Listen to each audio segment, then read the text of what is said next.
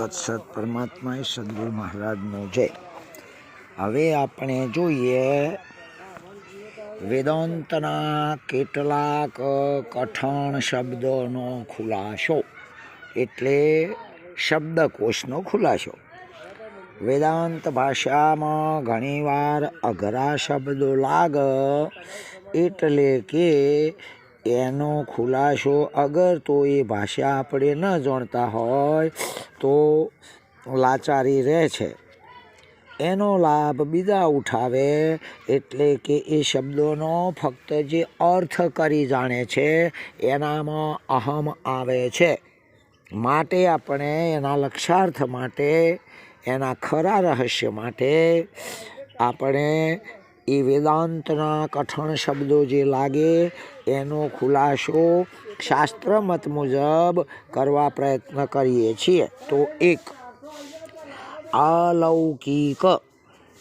અલૌકિકનો અર્થ એ થાય કે શાસ્ત્રની આજ્ઞા વગર કેવળ રાગથી, એટલે જો મેળ આવતો હોય એ પ્રાપ્ત થાય એવા આહાર વિહાર એના લૌકિક કહેવાય છે.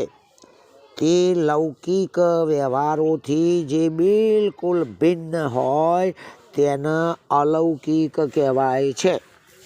બીજા નંબરમાં અવિહિત, એટલે કે જે આચાર, નરક આદિરૂપ બળવાન અનિષ્ટનો અજનક હોવા છતાં સ્વર્ગાદિરૂપ ઇષ્ટનું સાધન હોય તે આચાર અવિહિત કહેવાય છે.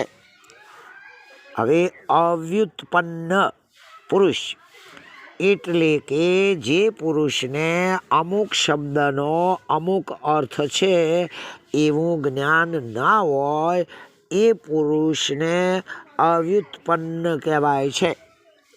હવે આપાત જ્ઞાન, એટલે કે અજ્ઞાનની નિવૃત્તિ કરવામાં અસમર્થ જ્ઞાનનું નામ આપાત જ્ઞાન છે. આગળ ઈશ્વર પ્રણિધાન, એટલે કે ઈશ્વરનો વાચક પ્રણવ ઓમ શબ્દ છે.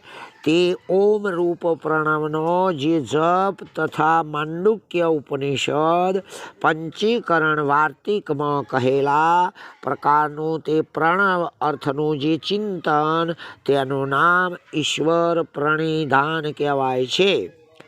અગર તો બીજા અર્થમાં જીવ અને બ્રહ્મના એકત્વરૂપ પ્રણવના અર્થનું ચિંતન, એનું નામ ઈશ્વર પ્રણિધાન કહેવાય છે. આગળ જોઈએ કે ઉત્તમ પુરુષ, તો જીવ અને બ્રહ્મનું જે અભેદ સ્વરૂપ તેને શ્રુતિ ભગવંતી ઉત્તમ પુરુષ કહે છે.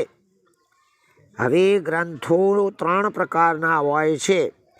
એક પ્રકરણ ગ્રંથો, એટલે કે અદ્વૈત સિદ્ધાંતના અગત્યના વિષયોનો ઉપભોગ પૂરતા પ્રમાણોથી અને યુક્તિઓથી ઉપદેશ કરનારા ગ્રંથો, જેવા કે વિવેક ચૂડામણી, એનો પ્રકરણ ગ્રંથ કહેવાય છે.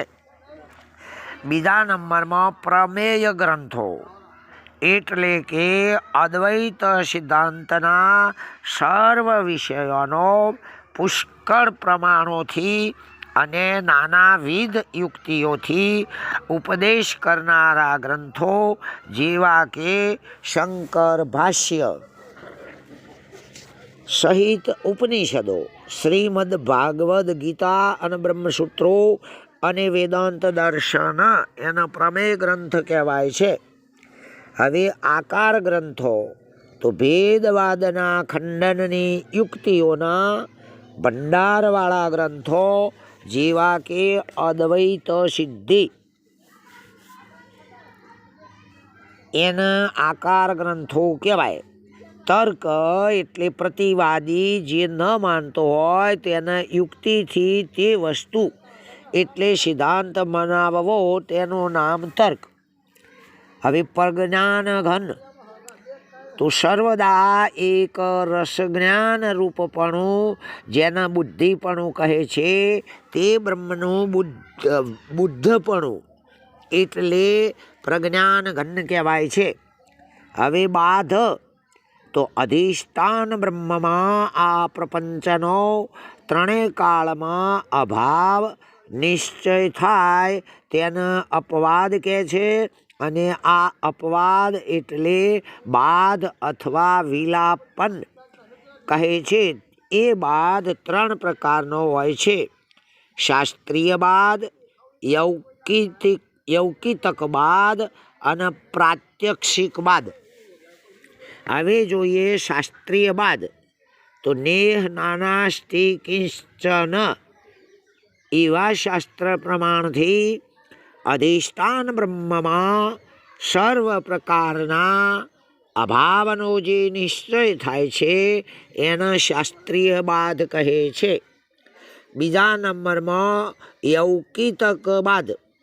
તો જેવી રીતે મૃતિકા રૂપ એટલે માટીના રૂપમાં નું ઉપાદાન કારણથી ઘટ રૂપ કાર્યની ભિન્નતાનો અભાવ નિશ્ચય થાય એટલે ઘડો છે જ નહીં, એવી રીતે સર્વ પ્રપંચનું અભિન્ન નિમિત્ત ઉપાદાન કારણ જે બ્રહ્મ છે એ બ્રહ્મથી સર્વ પ્રપંચ રૂપ કાર્યના ભિન્નપણાના અભાવનો નિશ્ચય થાય જે બ્રહ્મ માત્રનો નિશ્ચય છે એ યૌકિતક બાદ કહેવાય છે.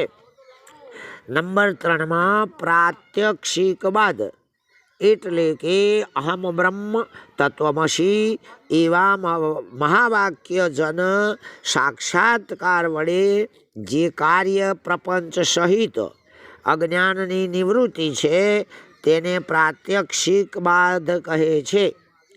આગળ જોઈએ શબ્દ તો મનોનાશ. તો રાજસ તામસ વૃત્તિઓના નિરોધથી મનની સૂક્ષ્મતા થાય એનું નામ મનોનાશ છે. એના અરૂપનાશ અને સ્વરૂપનાશ એવા બે પ્રકાર છે. હવે અરૂપનાશ એટલે કે એ મનનો પુનરુત્થાનથી રહિત એવો જે સ્વરૂપથી જ નાશ એના અરૂપનાશ કહેવાય છે. હવે મનના આ અરૂપનાશથી તત્વવેત્તા પુરુષને જીવન મુક્તિની પ્રાપ્તિ થાય છે. હવે સ્વરૂપનાશ એટલે કે તે મન સ્વરૂપથી વિદ્યમાન એટલે જાહેર હોવા છતાંય ઉપાય વડે મનની વૃત્તિઓનો જે નાશ તેને સ્વરૂપનાશ કહે છે.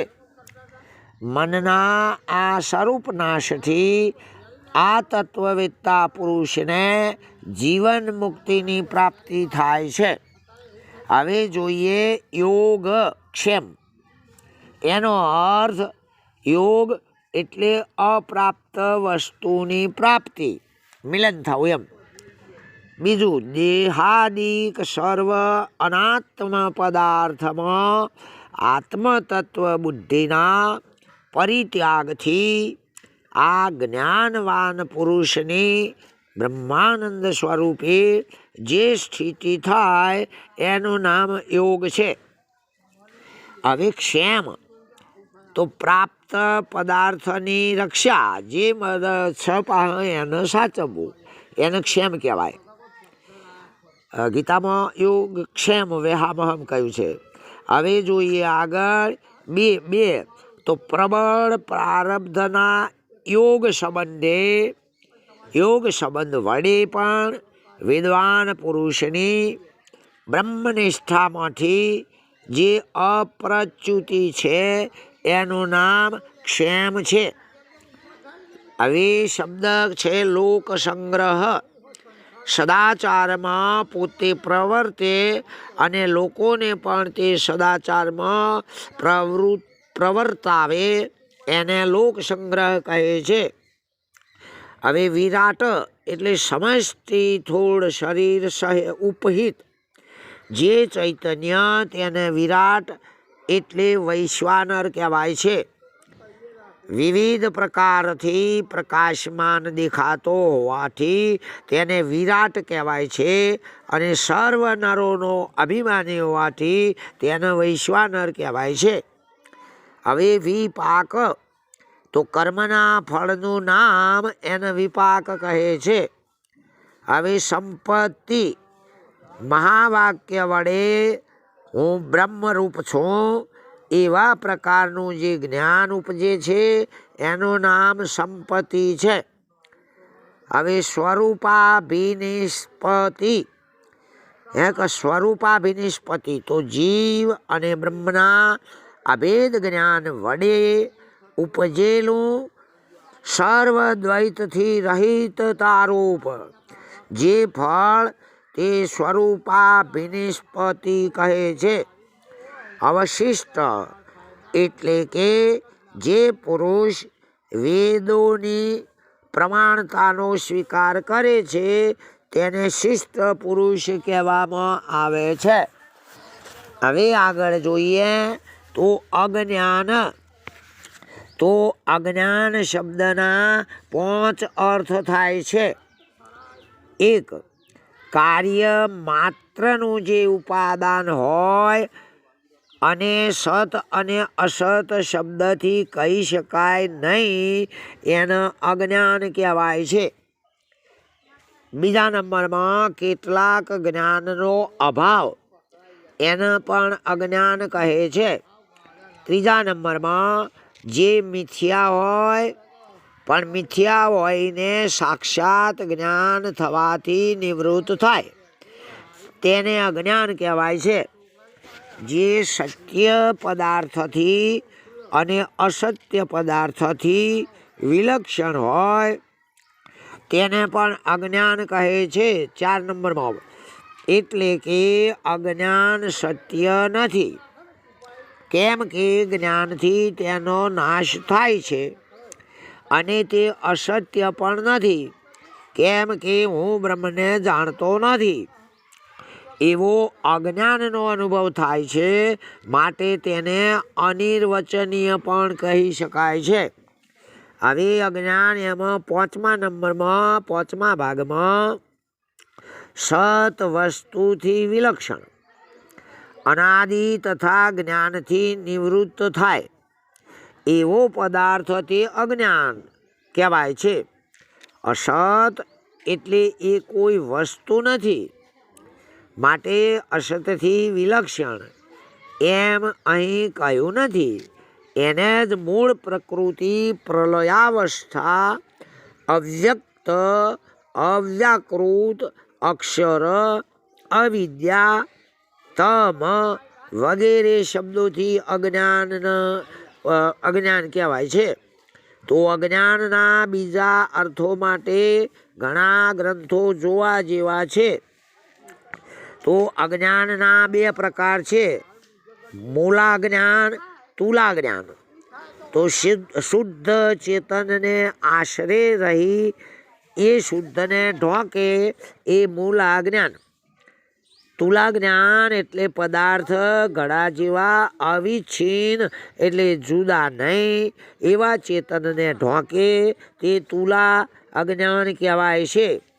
અથવા સમષ્ટિ અજ્ઞાન, અનેક વૃક્ષો છે છતાં એ વૃક્ષોનો સમૂહ એક વન સ્વરૂપે અથવા અનેક વ્યક્તિઓની જાતિ જુદી જુદી છે, છતાંય બધાયની એક બ્રાહ્મણત્વાદી જાતિ રૂપે જે એક બુદ્ધિનો વિષય છે. જેમ ઘણા બધા પુરુષો અને ગામ ઘણા બધા પુરુષોનું ઘર છે છતાંય એને એક જ ગામ કહેવાય છે એ રીતે. હવે બીજું જોઈએ તો વ્યષ્ટિ અજ્ઞાન. તો જુદા જુદા વૃક્ષોની પેઠે અથવા જુદી જુદી વ્યક્તિની જાતિ એ પેઠે અનેક બુદ્ધિનો વિષય છે તે સમષ્ટિ અજ્ઞાન છે. હવે અજ્ઞાનની શક્તિ તો તે અજ્ઞાનનું સામર્થ્ય, શક્તિ એટલે અજ્ઞાનનું સામર્થ્ય એ 2 પ્રકારનું છે, જ્ઞાન શક્તિ અને ક્રિયાશક્તિ. એટલે કે આવરણ શક્તિ જેને આશરે રહે તે અધિષ્ઠાનને ઢોંકવાવાળું જે અજ્ઞાનમાં સામર્થ્ય છે તે આવરણ શક્તિ કહેવાય છે. બીજા નંબરમાં વિક્ષેપ શક્તિ. તો પ્રપંચ એટલે જગત અને તેનું જ્ઞાન ઉત્પન્ન કરનાર જે અજ્ઞાનમાં સામર્થ્ય છે એને વિક્ષેપ શક્તિ કહે છે. હવે જોઈએ અજ્ઞાનના ભેદ. તો અજ્ઞાન સંબંધમાં વેદાંત આચાર્યોના 5 ભેદ ભિન્ન ભિન્ન મતો છે. પહેલો, માયા અવિદ્યારૂપ અજ્ઞાન. કોઈ અજ્ઞાનને માયા એટલે સમષ્ટિ અજ્ઞાનમય ઈશ્વરની ઉપાધિ અને અવિદ્યા એટલે વ્યષ્ટિ અજ્ઞાનમય જીવોની ઉપાધિ એ રૂપે માને છે. હવે જ્ઞાન ક્રિયાશક્તિરૂપ અજ્ઞાન. તો કોઈ અજ્ઞાનને જ્ઞાન શક્તિ અને કોઈ ક્રિયાશક્તિ રૂપ માને છે. વિક્ષેપ આવરણ રૂપ અજ્ઞાન. તો કોઈ અજ્ઞાનને આવરણ રૂપ તથા કોઈ વિક્ષેપ રૂપ માને છે. હવે સમષ્ટિ વ્યષ્ટિ રૂપ અજ્ઞાન. કોઈ અજ્ઞાનને સમષ્ટિ એટલે ઈશ્વરની ઉપાધિ એ રૂપે અને વ્યષ્ટિ એટલે જીવનની ઉપાધિ એ રીતે માને છે. હવે કારણરૂપ અજ્ઞાન. તો કોઈ અજ્ઞાનને જગતના ઉપાદાન કારણ રૂપ પ્રકૃતિમય ઈશ્વરની ઉપાધિ રૂપ માને છે અને તે પક્ષમાં જીવને કાર્ય એટલે અંતઃકરણ ઉપાધિવાળો માનેલો છે. હવે અતલાદિ એટલે સપ્તલોક. અતલ, વિતલ, સુતલ, તલાતલ, રસાતલ, મહાતલ ને પાતાળ. તો આ રીતે લોકના ભાગ છે. અધ્યાત્મ શબ્દના નીચે પ્રમાણે 3 અર્થ થાય છે. આત્મા એટલે દેહ, ઇન્દ્રિયાદિ, ક્ષેત્રજ્ઞ, બ્રહ્મ વગેરેના સંબંધથી આત્માનું જે નિરૂપણ તે અધ્યાત્મ એટલે કે જ્ઞાન કહેવાય છે. હવે બીજો નંબર તો આત્મા એટલે શરીરને અનુલક્ષીને જે કંઈ કહેવામાં આવે તે અધ્યાત્મ એવો સામાન્ય અર્થ છે. હવે અંતઃકરણ અને ઇન્દ્રિયોને પણ કદાચ અધ્યાત્મ નામથી ઓળખવામાં આવે છે. આમ અધ્યાત્મ 3 પ્રકારે છે. ઇન્દ્રિયોથી અધ્યાત્મ, દેવતાઓથી અધિદેવ અને વિષયથી અધિભૂત. ઓમ તત્સત. પરમાત્માએ સદગુરુ મહારાજનો જય.